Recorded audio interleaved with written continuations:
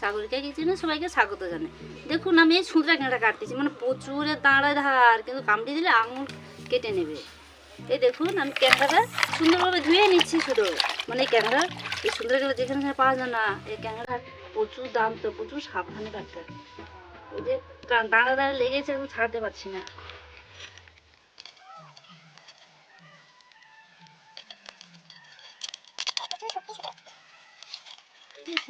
ছাড়াতে পারছি না, ওই একটা দাঁড়া কেটেছি, প্রচুর সাবধানে। দেখুন আমি ছোটো ছোটো দাঁড়াগুলো সুন্দর করে ধুয়ে নেব। এই ছোটো ছোটো দাঁড়াগুলো শুধু আমার নেব, কিন্তু এর সামনে যে শক্ত ধারগুলোটা সেটা কেটে ফেলে দেব।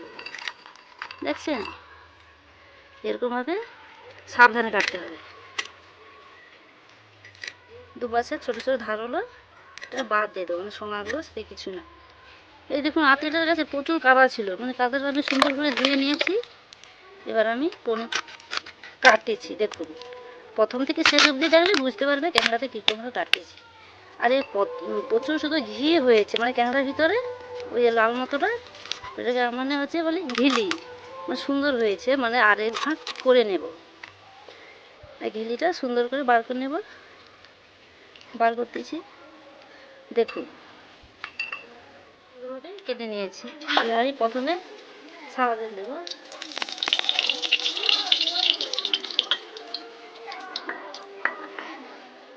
পেঁয়াজ দিচ্ছি, রসুন দিলাম, আদা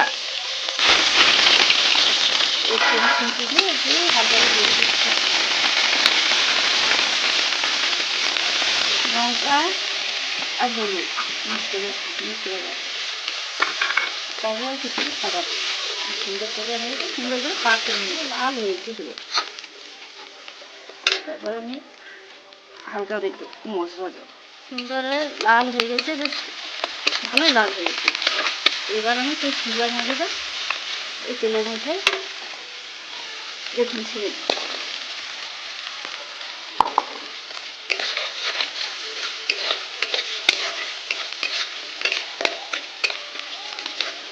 আমরা সুতরা ক্যাংড়ার মশলা কষতে দিচ্ছি। এই যে হালকা করে লবণ দিচ্ছি,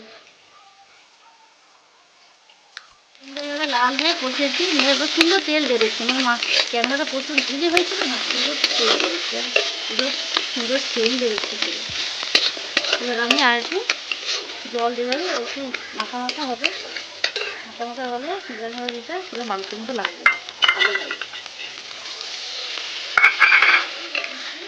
তারপরে আরেকটু পরে পোস্ত দিয়ে নামিয়ে নেব। পোস্তটা একটু ফুটবে, তারপরে সুন্দর শুধু ছড়িয়ে বেরোচ্ছে, মানে খুব সুন্দর লাগবে টেস্ট হবে। ভিডিওটা দেখার জন্য সবাইকে ধন্যবাদ। এইরকম নতুন নতুন রান্নার ভিডিও পাওয়ার জন্য সাবস্ক্রাইব করে পাশে থাকুন।